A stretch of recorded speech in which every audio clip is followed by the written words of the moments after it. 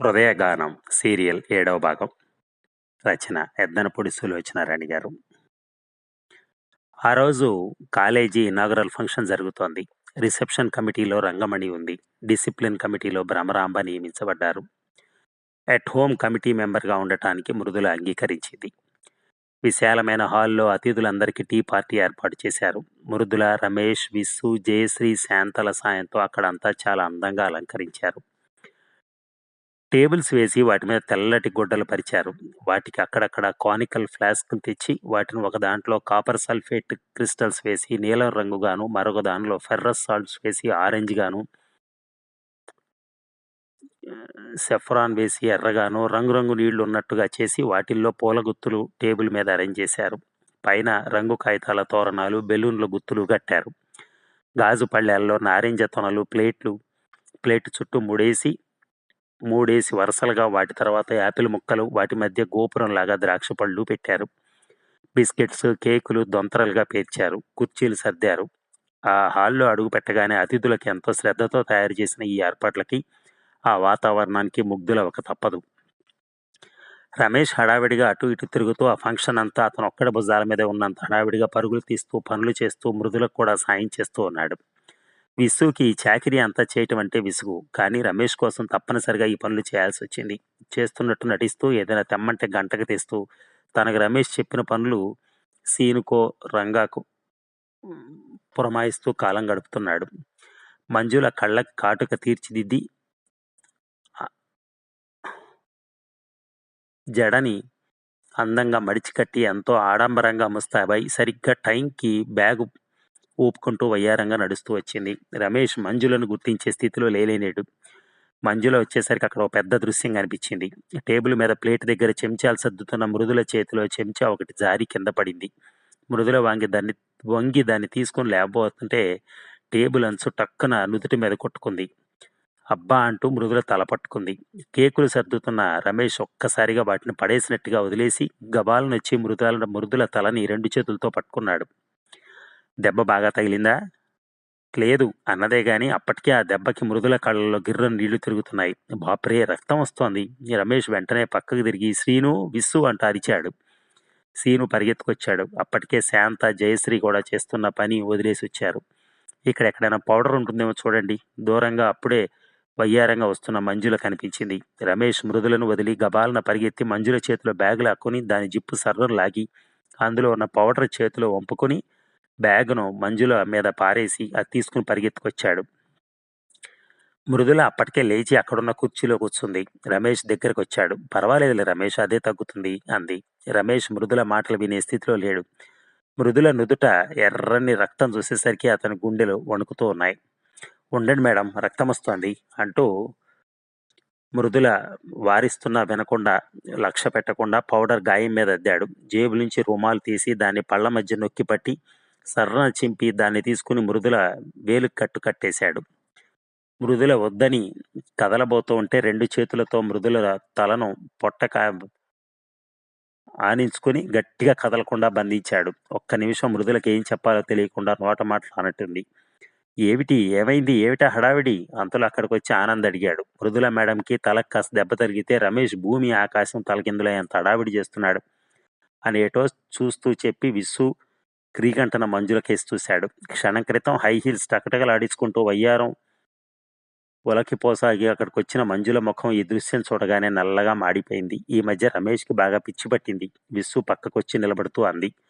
అవును, ఆ పిచ్చి పేరు ఇష్టం అని అంటారు. ఒక్కొక్కరికి ఒక్కొక్కరి మీద అలా వచ్చేస్తూ ఉంటుంది. ఏం చేస్తాం అన్నాడు శ్లేషగా. కానీ మంజుల తన మాటల్లో శ్లేషార్థం గమనించే స్థితిలో లేదు. రమేష్ వైపు చిరచిరలాడుతూ చూసి అన్నగారి దగ్గరికి వెళ్ళింది. ఆనంద్ వచ్చి మృదులకు తగిలిన దెబ్బ చూశాడు. ఆ తర్వాత రమేష్ భుజం తడుతూ, ఓస్, దీనికైనా ఇంత హడావిడి చేశావు, అయినా మరీ అంత జాలిగుండైతే ఎలాగా అన్నాడు. రమేష్ ఇదేమీ వినే స్థితిలో లేడు. అప్పటికే ఆహుతులు రావటం ప్రారంభమైంది. పార్టీ మొదలైంది. ప్రిన్సిపాల్ ఆ హాల్లో ఏర్పాట్లు చూసి ఆనందపడ్డాడు. రమేష్, చాలా బాగుంది, నువ్వింత బాగా ఏర్పాటు చేయగలవని నేను అనుకోలేదు అంటూ ప్రశంసించాడు. మృదుల మేడం చేశారంతా, నేను సాయం చేశానంతే అని రమేష్ సిగ్గుగా అన్నాడు. రమేష్, నీ ఈ శ్రద్ధ చదువులో కూడా చూపిస్తే మీ నాన్నగారు, ఆయనకి ఆప్తుడైన నేను మేమిద్దరం చాలా సంతోషపడతాం అన్నాడు. తప్పకుండా సార్ అని రమేష్ అంటుంటే విస్సు ఎవరూ చూడకుండా అతను మోచేతి మీద గిల్లాడు. రమేష్ కెవ్వుమనబోయి మింగేశాడు. ప్రిన్సిపాల్ గారు దూరంగా వెళ్ళిన తర్వాత విస్సు నిలదీశాడు. ఏమిట్రా మహా గొప్ప వాగ్దానాలు చేసేస్తున్నావు, బాగా చదివేస్తానంటూ. రమేష్ మారిపోయాడులే ఈ మధ్య అంది మంజుల. రమేష్ వాళ్ళిద్దరికి ఎలాంటి జవాబు ఇవ్వలేదు. మౌనంగా ఉండిపోయాడు. పార్టీ మధ్యలో రంగమణి మృదుల నుదుటికి ఉన్న కట్టు చూస్తూ, అబ్బా రమేష్, నీకు దెబ్బ తగలగానే కాస్తలో ఎంత హడావిడి చేశాడు. అతను నీకు చేస్తున్న సేవలు చూస్తుంటే నాకు కూడా ఏదైనా దెబ్బ తగిలితే బాగుండు అనిపించింది సుమా అంది. అవును, నాకు చాలా మొహమాటం వేసింది అంది మృదుల. రమేష్ ఇంత బాహాటంగా చూపిస్తున్న అభిమానం మృదులకు చాలా ఇబ్బందిగా ఉంది. ఇంతలో రమేష్ 2 కప్పులతో ఐస్ క్రీం తెచ్చి మృదులకి ఇచ్చి రంగమణికి ఇచ్చాడు. థ్యాంక్ యూ అంది రంగమణి. థ్యాంక్ యూ అంది మృదుల. రమేష్ వెంటనే వెళ్ళిపోలేదు. ఇద్దరు కుర్చీల మీద చెరో చెయ్యి వేసి కాస్త వంగి ఆనందంగా, మేడం ప్రిన్సిపాల్ ఏమన్నారో తెలుసా అన్నాడు. ఏమన్నారు? ఏర్పాట్లు చాలా బాగున్నాయి అన్నారు. నేను మీరే కారణం అన్నారు. అదేమిటి, నేనేం చేశాను, అంతా నువ్వేగా చేసింది. రమేష్ కాస్త ఆగి జవాబు చెప్పాడు. ఆ చెయ్యాలనే ఉత్సాహం మీరే ఇచ్చారు. నేనా? అవును. ఎందుకో గాని మీరు చెప్పిన పని చేస్తుంటే నాకు చాలా సంతోషంగా ఉంటుంది అనేసి గబాలను అక్కడి నుంచి పారిపోయినట్టుగా వెళ్ళిపోయాడు. రంగమణి మృదులనే చూస్తోంది. కానీ మృదుల అదేమీ గమనించనట్టు ఐస్ క్రీం తినసాగింది. ఈ లోపల ఒక వారం రోజుల తర్వాత మంజుల రమేష్ గది దగ్గరికి వచ్చింది. గుమ్మంలోంచి గదిలో మంచం మీద రమేష్ ముసుగు పట్టుకుని కనిపిస్తున్నాడు. గదిలో ఊహించినట్టుగానే విస్సు, రంగా, సీను ఎవరూ లేరు. సాధారణంగా ఈ సమయంలో వాళ్ళెవరు ఉండరు. ఆ సమయం తెలిసే మంజుల అక్కడికొచ్చింది. గదిలో లైట్ వెలుగుతోంది. చుట్టుపక్కల అంతటా నిశ్శబ్దంగా ఉంది. మంజుల మనసుకి ఏదో తట్టినట్టుగా గుమ్మం దగ్గర ఒక్క నిమిషం ఆలోచించింది. గదిలో లైట్ వెలుగుతోంది. చుట్టుపక్కల అంతా నిశ్శబ్దంగా ఉంది. మంజుల మనసుకేదో తట్టినట్టుగా గుమ్మం దగ్గర ఒక్క నిమిషం ఆలోచించింది. తర్వాత రమేష్ అంటూ పిలిచింది. రమేష్ పలకలేదు. రమేష్, నేనొచ్చాను. ఆ కంఠంలో పశ్చాత్తాపం లాంటిది కనిపిస్తోంది. మంచం మీద పడుకున్న రమేష్ కాస్త కదిలాడు. కానీ ముసుగు మాత్రం తీయలేదు. మంజుల చెప్పులు విడిచి వయ్యారంగా నడుస్తూ లోపలికొచ్చి మంచం దగ్గరగా వచ్చి నిలబడి బ్రతిమలాడుతున్న కంఠంతో, రమేష్, ఐఎమ్ వెరీ సారీ. నీ మీద అనవసరంగా కోపం తెచ్చుకుని ఈ వారం రోజుల నుంచి మాట్లాడటం మానేశాను. రంగా నాకు అంతా చెప్పాడు. అసలు దీనికి అంతటికి కారణం ఆ విసుగాడు. అతని మాటలు విని నేను మీ మీద కోపం తెచ్చుకున్నాను. నా తప్పే సుమా, నన్ను క్షమించు అంది. రమేష్ కోపం ఇంకా సడలలేదో లేక అతని అలక తీరటానికి బ్రతిమలాట చాలలేదో కానీ అతను మాత్రం ముసుగు తెరిచి మంజులను చూసే ప్రయత్నం కూడా చేయలేదు. రమేష్ పట్టుదల మంజులకు సుపరిచితమే. అతడికి సాధారణంగా కోపం రాదు. ప్రతిదాన్ని నవ్వులాటగా తీసేస్తాడు. ఏదీ పట్టించుకోడు. కానీ ఎప్పుడైనా దేనికైనా పట్టించుకున్నాడా ఇక జగమొండి. దేనికైనా తెగిస్తాడు. ముందు వెనకలు చూడ్డు. లాభ నష్టాలు లెక్క చేయడు. అతనికి ఎప్పుడు అతనిది ప్రధానం అన్నట్టుగా ప్రవర్తిస్తాడు. తను వచ్చి సారీ రమేష్ అనగానే ఆప్యాయంగా మాట్లాడతాడని మంజులు కూడా అనుకోలేదు. అతన్ని బ్రతిమలాడి ఈరోజు ఏమైనా సరే అతని కోసం కోపం పోగొట్టి ప్రసన్నుడి చేసుకుని మళ్ళీ స్నేహం కలుపుకోవాలని దృఢనిశ్చయం చేసుకునే వచ్చింది. అందుకే రమేష్ దుప్పటి చాటున మేలుకొని కదులుతూ కూడా తనకు వినిపించుకోనట్టుగా ఊరుకోవటం చూసి మంజులకు బాధ కానీ కోపం కానీ కలగలేదు. రోషం అనిపించలేదు. మంజుల సందేహించకుండా మంచం మీద కూర్చుని అతని మీద చేయి వేసింది. అతను తోసివేశాడు. మంజుల అతని మీదకి ఒరిగిపోయి అతన్ని పట్టుకుని అతని గుండెలకు తల ఆనించింది. రమేష్, నన్ను క్షమించమని అన్నాను కదా. నువ్వు మృదుల మేడంకి ఆ రోజు అలా సేవలు చేస్తుంటే నాకు ఈర్ష్య కలిగింది. అందుకే ఆ తర్వాత అన్నయ్య దగ్గర అలా గొడవ చేశాను.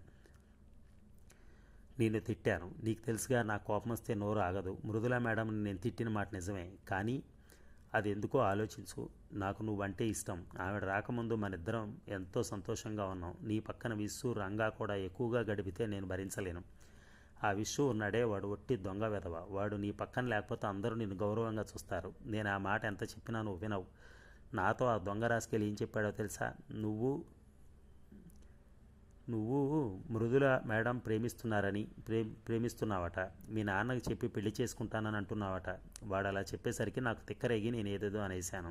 అంతకు తప్ప నాకేం కోపం లేదు. అదంతా అబద్ధమని రంగా అన్నాడు. రమేష్, నువ్వంటే నాకు ఇష్టం. నేను నిన్ను వదిలి ఉండలేను అని మంజుల పూర్తిగా అతని మీదకు వాలిపోయి అతన్ని హత్తుకుపోయింది. రమేష్ తోసేయబోయాడు. అతను తోసిన కొద్దీ మంజుల అతన్ని ఇంకా పెనవేసుకుపోయింది. రమేష్, నా మీద కోపం తెచ్చుకోకు, మనిద్దరం ఒకటి. ఆ విష్ణుగాడి మూలంగానే ఇది వచ్చింది. ఆ పళ్ళకోతి ఏవేవో నీ మీద నాకు చెప్పాడు అంటూ తన తప్పేం లేదని ప్రాధేయపడుతున్నట్టుగా మంజుల రమేష్ని పూర్తిగా హత్తుకుపోయింది.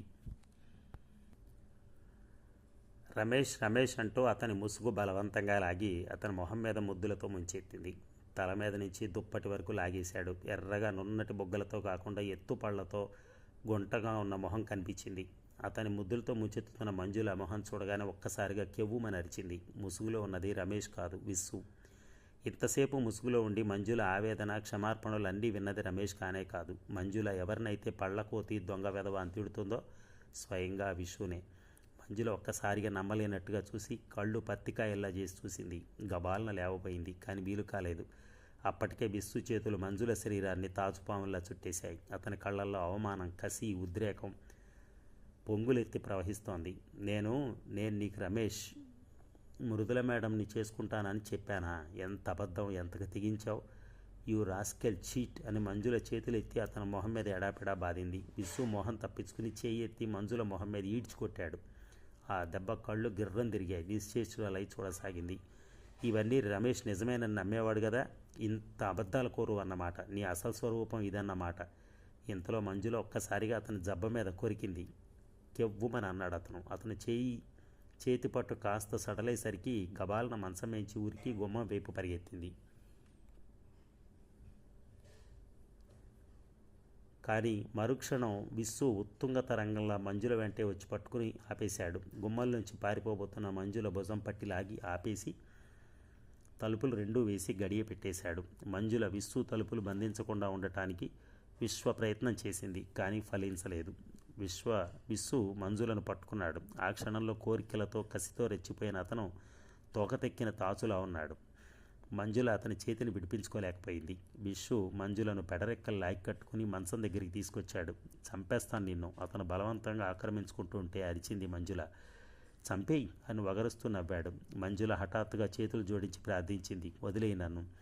వదలను, అలా బ్రతిమలాడుతుంటే ఇంకా ముద్దొస్తున్నావు. ఆ పైన అతను ఇంకా మంజులను మాట్లాడనివ్వలేదు.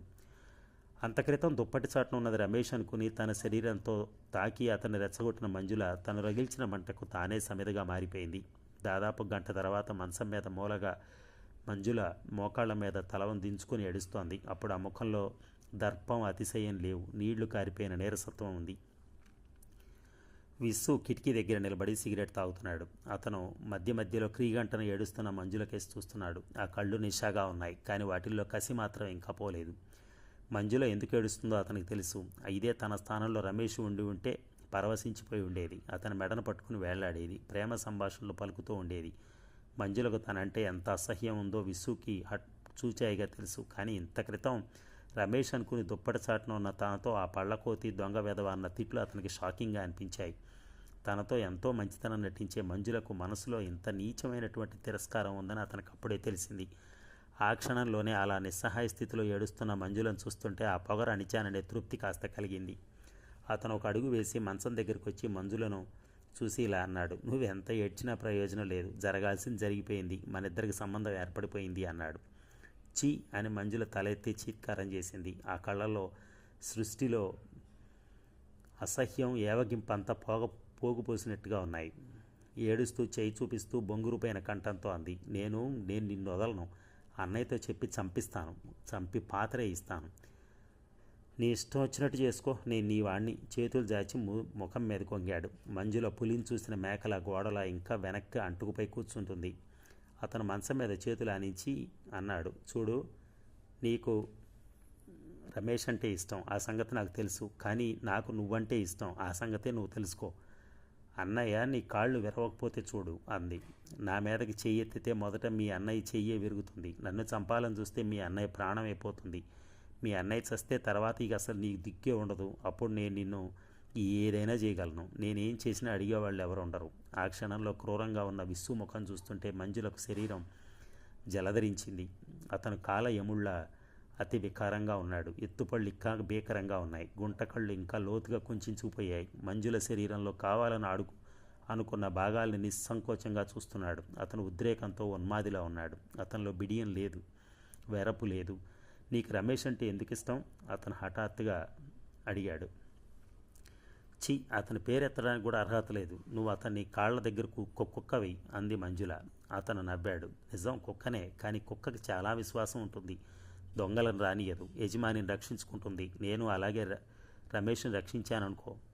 నువ్వు ఒక జిత్తులు మారి దానివి. నీకు రమేష్ అంటే ఎందుకు ఇష్టమో నాకు తప్ప ఇంకెవరికి తెలుస్తుంది? నీకు రమేష్ మీద ఇష్టం ఉంది. అతని తెల్లటి శరీరం కాదా? అతని జేబులో డబ్బు, అతని ఆస్తి. ఆ ఆస్తే కనుక నాకుంటే నీ కంటికి నేను మన్మధుడిలా కనిపించేవాడిని. నువ్వే కాదు, నీ అన్నయ్య, వదిన కూడా నిన్ను రమేష్ మీదకి ఎరలా విసురుతున్నారు. కాదని అనగలవా? మీ వదినుంటే మీ వదినుందే, ఆవిడెవరికైనా ఒక కప్పు కాఫీ తన చేతులతో ఇస్తుందా? అయినా రమేష్ కోసం సేమియా పాయసం చేస్తుంది. ఎందుకు? నీ ద్వారా రాబట్టబోయే ఆస్తి కోసం. మీ అన్నయ్యకి కూడా ఇదే జబ్బు. మీరు మనుషులు కారు, ఈగలు. ఎక్కువ డబ్బు ఉంటే అక్కడ ముసురుతారు. మీకు డబ్బులు తప్ప ఇంకెందులోనూ అందం కనిపించదు.